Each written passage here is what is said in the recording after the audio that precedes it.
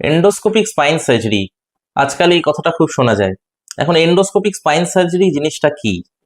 আমরা একটা দূরবীনের মাধ্যমে স্পাইনের মধ্যে কোনো একটা পার্টিকুলার টার্গেটের জায়গাকে অপারেশন করি, এবং অপারেশন করবার ফলে আমরা ওই স্পাইনাল যে নার্ভ থাকে সেই নার্ভটাকে আমরা রিলিভ করি।